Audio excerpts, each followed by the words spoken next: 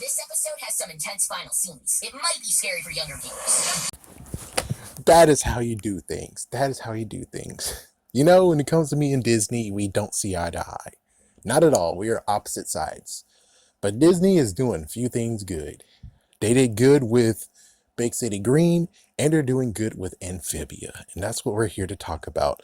Apparently, I'm doing a season 2 review of Amphibia.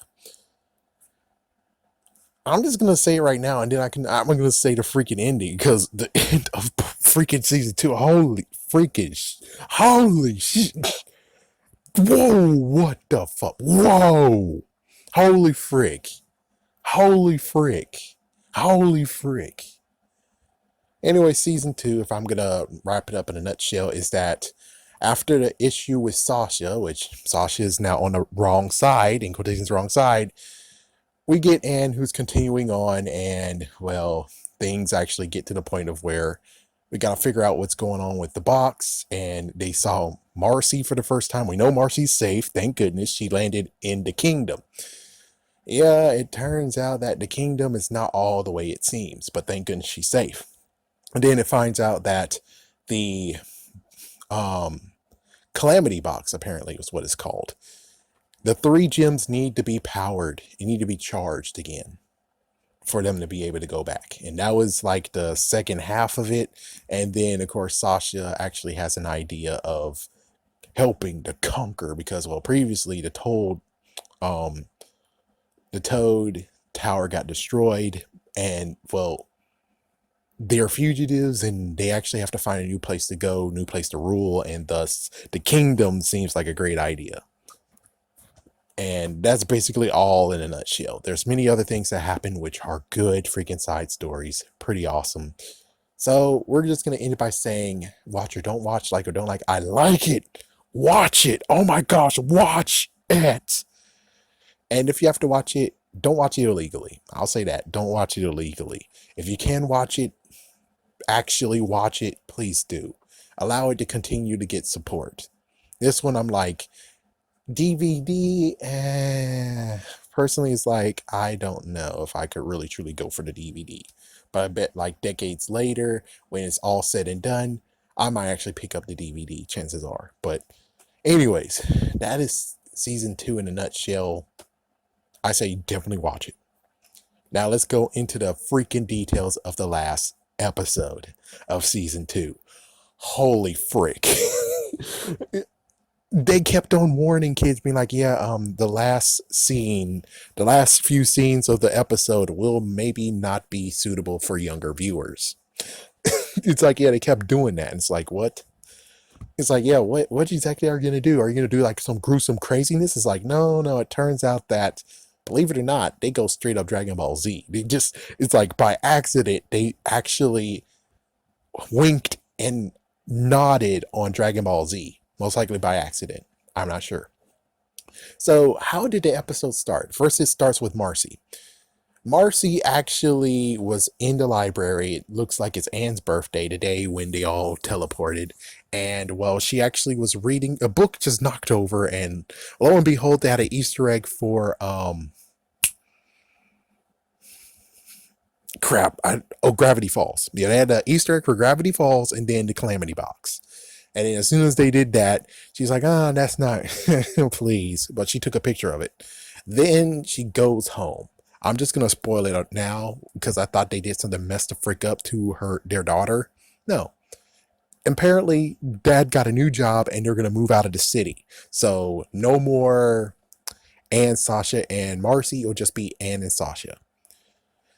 So yeah, she decides to cry away. And then when she actually ran by the antique store trying to cheer herself up, she sees the Calamity Box, she takes a picture of it. So basically this whole entire thing was kind of actually did by Marcy.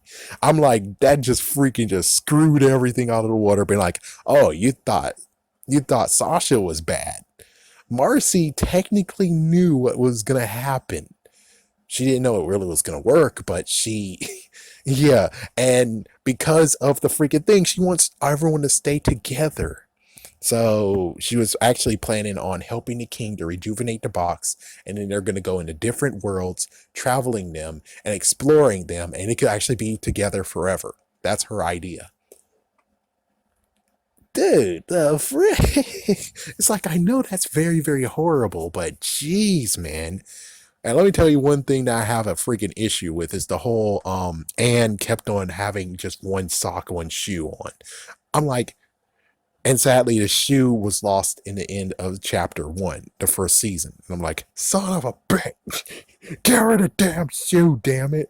Like, fuck, I'm tired of this crap of where it's like OCD bullshit. It's like, yeah, she's still got a twig in her hair. She's still got a leaf in her hair. Ah! Ah! Yeah, I guess OCD issues. But with that said,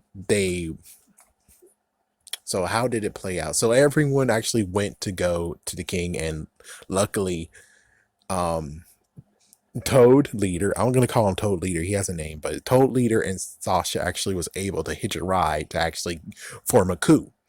So they give the box, and as soon as they give the box, then it's like, well, I think that's it's time, attack, and then they actually overthrow the government. They overthrow the regime, and they were about to get reinforcements. And sadly, it's like Sasha wanted to send Anne and Marcy home, but she couldn't because the box didn't work. Hintity wink wink. The second trial, Anne didn't actually let it charge all the way. So since she didn't let it charge all the way, there was going to be a problem. And I'm like, oh frick. Yeah, it turns out the problem is something interesting. So instead of being able to send them, they're just going to send everyone to the dungeon. And then they're like, oh, well, it's like, Sasha, I know this is hard on you, but you know something to take your mind off? Redecorating. So they decide to actually start to redecorate, and then lo and behold, they got a freaking tarp slash a freaking carpet or whatever you want to say, a freaking curtain. And then they were like, okay, well, this curtain needs to go. And as soon as they pull the curtain, oh fuck. Like all serious fuck. Basically, it shows that the king is not what he means, and it looks like he has a freaking legion of robots. The robots we saw in season two, like the early bits of season two, and of course Frobo. Yeah, the robot that they found that the robot that got built and actually found them. Yeah, it looks like that the box actually powered the factory to make those damn robots. Oh fuck. And yeah, he's like, I'll get to that in a minute. Meanwhile, of course, Anne was able to free everyone. As soon as Anne was able to free everyone, and then they stopped the frog, and they were going to stop the the Toad army from coming. And then Sasha was like, wait, I need you to talk to you because, dude, yeah, she tried her hardest actually telling that the king is not what he seems. The king actually is also freaking malicious. And of course, Anne did not listen. And it got to the point of where, yep, everything is now reinstated, and the king revealed, well, before I send you here, I got something to do. Oh, and apparently the freaking damn castle can float. It's a floating damn castle. And apparently he's like, yeah, so centuries we lost it, and my so-called friends took it and ran away. And it's like, okay, so they actually took it, teleported with the box, and it was lost on Earth. Yeah, until it got sent back. And apparently Marcy made a deal, which I already talked about the deal, the fact of traveling different worlds and stuff. It's like, no. He's a freaking conqueror. His family were conquerors. And it's like, oh shit. So he's planning to conquer Earth. What? Like Rita Raposa? You bastard. Or like Frieza. It's like, yeah, I'm gonna add more Dragon Ball Z content in here like Frieza. So now they're freaking floating. It's like they're freaking damn floating. And well, luckily we're now actually put up the arms. As for the mistress and the lieutenant, I think they're not on his side. So that's the good news. They're not on the king's side. Thank goodness. And the king kind of destroyed his kingdom a little bit. It's like, yeah, the poor townsfolk, the king folk. That sucks. The villagers. Well, anyways. Yeah, so oh, what the fuck? And they're floating, and well, then they all get to battling. They all get to battling, and the king decides to do a freaking cell move. So here's the first Dragon Ball Z content. He does a cell move and destroys Frobo, saying, "Oh, you're defective." Just stomped on him. Just stomped and destroyed him. And all that's left is his freaking head as if Android 16. Good God. And as for Pin, damn, I forgot her name. Anyways, um Sprig's sister actually revealed that she had legs, which of course that's the reason why she was scratching. I'm like, yeah, that makes sense. So she was able to dodge getting destroyed, but Frobo is dead. Oh man. And then of course Penny was Penny? Well, forget. I think it might be Penny. She was able to get the box, but then of course the king actually had Sprig and said, "Okay, well, I'm gonna drop him off and let him fly to his death. Let him fall to his death unless you give me the damn box." So they gave him the damn box. He threw him anyway, saying, "Yeah, here's your lesson on how friends. It's gonna take time to actually get over it." And he just lets him go. It's like, what the fuck? It's like, Marcy, go out, jump. Yeah, but instead it's more like, no, she got a bird, so she's able to actually save him anyways. So yeah, as soon as Anne believed that he was dead, you basically can insert the music as if he's Frieza and he just killed Krillin. Yep, so she actually turned Super Saiyan, Blue Super Saiyan. She turned Blue Super Saiyan. Because she did not charge the gem fully, it's still connected to her, and now she's able to summon that power. And now she has blue hair, and she's able to increase speed. She's not able to blast anyone, but she has increased speed, and she can technically fly. So yeah, welcome to Dragon Ball Z, folks. Oh yeah, no, wait. Ultra Instinct. It's more Ultra Instinct than anything. Dun dun dun dun dun dun dun dun. Which it makes perfect sense because when Goku became Super Saiyan, Blue Super Saiyan or Super Saiyan, he was still able to keep that form. Ultra Instinct, when he first got it, he wasn't able to truly keep that form until much later. Same deal with most likely her. So it's kind of Ultra Instinct and I wonder if that's going to become a meme anytime soon. Nope, I don't have those types of subscribers. It's like if I had that following, then yes, the meme would come up the wazoo, which most likely it might still exist by pure coincidence or great minds think alike.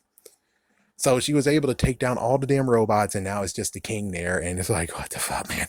It's like, what the fuck? So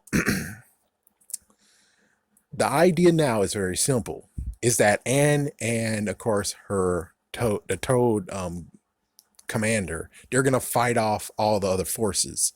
Meanwhile, Anne and Marcy will have to split and go into Earth, saving the box.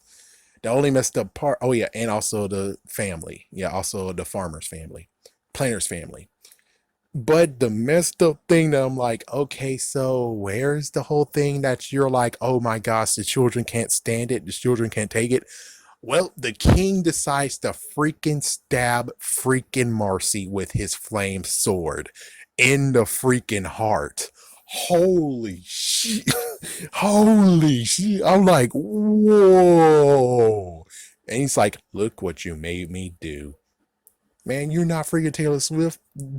Dude's crap. It's like you had freaking like what the fuck. So the good news is that the box is now powerless question mark, but the planners and Anne are back on Earth, and season 3 will deal with that. I don't know if they're gonna dual wield. I think yes they will. And it seems like the freaking invasion might still come. Oh fuck. But at least Sasha and the Toad commander and the armies will still be there to back them up. So season 3 is going to be very crazy. We just basically did that one episode from season 4 of Digimon where it's like, yeah, what was his name? Takuya, that's it. Takuya got to come back to Earth, but he's now in Digimon form, a weird Digimon form. But at least when it comes to Anne, no, she's not weird.